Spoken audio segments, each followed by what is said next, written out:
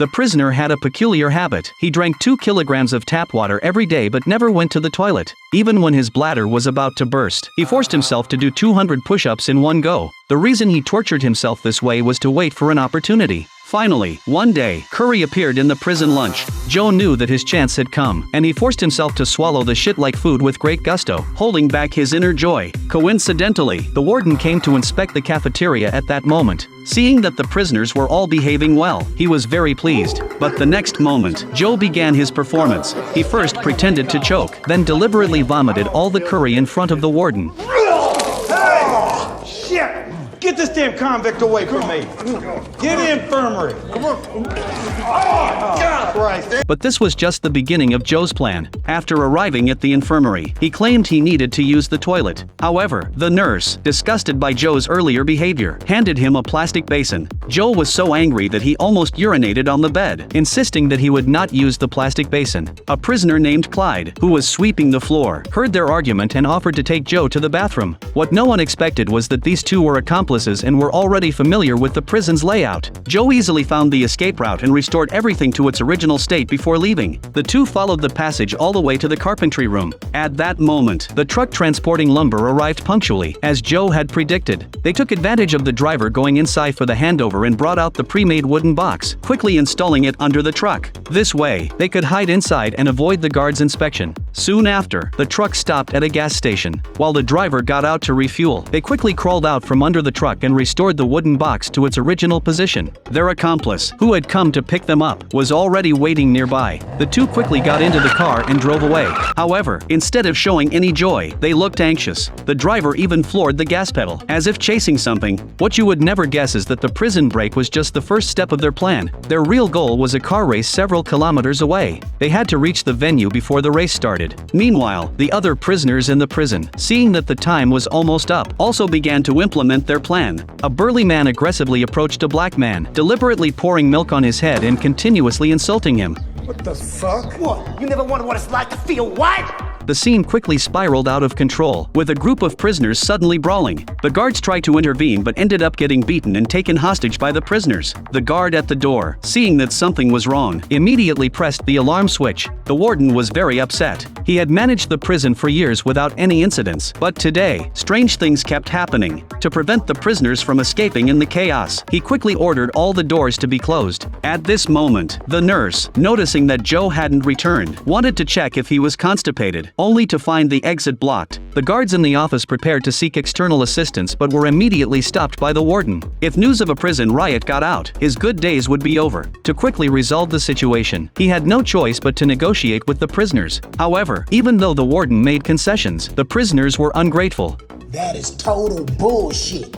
They covered the surveillance cameras with curry and blocked all the windows with trays. Thus, both sides reached a stalemate. Meanwhile, Joe and Clyde finally arrived at the racetrack just as the race was starting. But they weren't there to watch the race. Their target was the huge cash reserves in the underground vault. Due to the large number of bets placed during the race, the cash transactions were enormous. The organizers had to temporarily transfer the cash to the underground vault through special pipes and retrieve it after the race. To successfully steal the cash, Joe had devised a flawless plan. Two accomplices went to a nearby signal station and began operating according to Joe's instructions. Pour 2 into 3.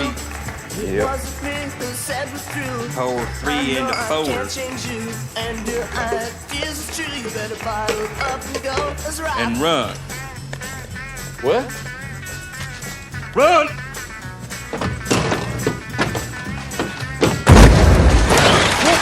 With a loud explosion, all the card machines in the racetrack instantly malfunctioned. This greatly increased the volume of cash transactions. Joe and Clyde, disguised as cleaners, entered the basement through the garbage chute. Following the map in their hands, they quickly made their way to the vault. All the iron doors along the way had been opened in advance by the staff they had bribed. The two soon reached the vicinity of the vault, where all the cash was being transported through pipes to the vault. Another accomplice, who had been waiting there, handed Joe a white plastic bag, which contained 2 bleach pans and 2 packs of gummy bears. to the bewilderment of his accomplices. Joe quickly mixed these items together. In just a few breaths, he had created a small bomb. However, just as he was about to place the bomb, his accomplices strongly objected. They had no faith in Joe's bomb, thinking that making a bomb with gummy bears sounded like a joke. Feeling deeply insulted by the doubt in his abilities, Harvard graduate Joe decided to explain the principles on the spot, listing every step of the chemical reactions in detail.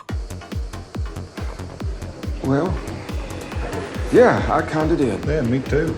Seeing that his explanation was effective, Joe felt very relieved and continued with the next step of the plan. He carefully placed the bomb into a small container, then inserted the container into the pipe, grabbed his hat, and ran. Initially, his accomplices were confused, but seeing Joe's serious expression, they had no choice but to trust him. After all, they didn't dare to gamble with their lives. The three expected a massive explosion, but nothing happened in the pipe. Seeing no sign of the bomb going off, they curiously approached to check, only for an unexpected event to occur the next second.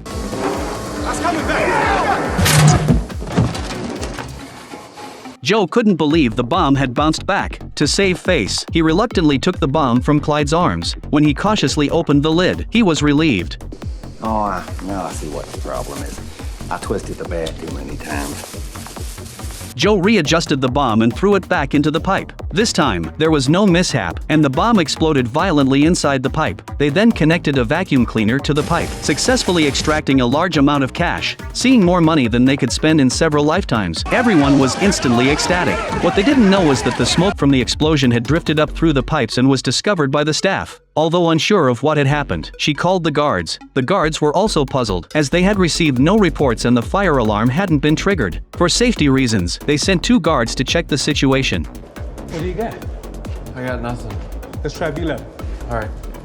When they reached Area B, they stumbled upon Joe's 2 accomplices transporting the cash. The brothers were scared out of their wits, stuttering as they spoke. Fortunately, the 2 guards didn't notice anything unusual and let the brothers go after a brief questioning. Little did they know that the inconspicuous garbage was the most valuable thing in the entire racetrack. The 2 guards continued their patrol towards the vault and suddenly noticed smoke coming from a room. When they opened the door, they found a staff member smoking inside. Confronted by the guards, he showed no fear and even acted arrogantly. It turned out he had been heavily bribed by Joe, ensuring a comfortable life even if he lost his job. Joe took this opportunity to slip away. Having found the source of the smoke, the guards didn't pursue the matter further. The truckload of cash was quietly transported away. Joe and Clyde quickly got into a car and left, but they weren't fleeing. They planned to return to prison. After all, they only had a few months left before their sentences were up. This way, they would have an alibi and could escape unscathed. Meanwhile, the prisoners in the prison, seeing that the time was right, also began to take action. One prisoner took out 2 pencil leads wrapped in toilet paper and inserted them into an outlet to cause a short circuit in the electrical system. He then threw the lit toilet paper into a trash can, successfully triggering the smoke alarm. The piercing alarm sounded in the control room. The guards reminded the warden that if they didn't call for help, the entire prison might burn down, and he reluctantly agreed. At that moment, Joe and Clyde, dressed in firefighter uniforms, quietly waited for their chance. When the fire brigade left, they sneaked onto the fire truck. This way, they returned to the prison without any obstacles. When all the firefighters went to put out the fire, Joe and Clyde got up and returned to their cells through the same passage they had used earlier. When the firefighters arrived at the scene, they were furious to find that only a trash can was smoking. The prisoners looked at them mockingly. Although the firefighters knew they had been tricked, they could only symbolically extinguish the small fire. After the farce ended, the nurse returned to the infirmary, where Joe lay calmly on the bed. His plan was flawless, but just a few days later, the police came to see the warden. They had discovered that a racetrack had recently fired an employee for smoking. Shortly after, this employee visited Joe in prison, but the surveillance cameras didn't capture their conversation. Strangely, 3 days later, the employee was sentenced to 3 months in prison for reckless driving. Coincidentally, he was sent to the same prison. The police didn't believe these were all coincidences, so they came to ask the warden if anything unusual had happened in the prison on the day of the racetrack theft. The warden, concerned about his reputation and future, flatly denied it. But the police didn't easily believe him and brought up the fire incident that night.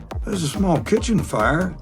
That was no big deal. It was out within a few minutes. You certain that these 2 inmates couldn't have broken out of here, robbed the speedway, and then broken back into your prison? Wow. No, I've been warden here for 9 years. I can tell you this, we don't have an escape problem at Monroe.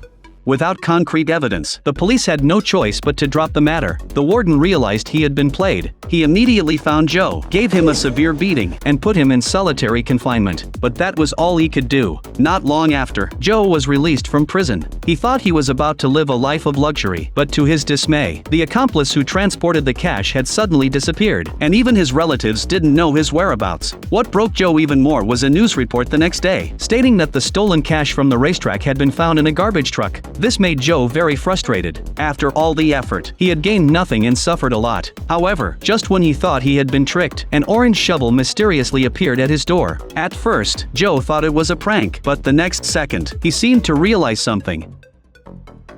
He immediately started digging frantically under the swing in front of his door, as the swing's color matched the shovel. Joe actually dug up a black garbage bag. Recalling the news he had seen earlier, he finally understood his accomplice's intention. It turned out that his accomplice had deliberately discarded most of the money to evade police pursuit. The remaining portion was enough to ensure they all lived comfortably. Moreover, due to the signal station being damaged that day, the race organizers didn't know how much they had lost. With the insurance company's compensation, they even felt they had profited. In the end, the other prisoners who had assisted Joe also received their due rewards after being released. For the next 6 months, the police found no useful evidence, and the case was left unresolved. From then on, Joe lived a happy retirement life.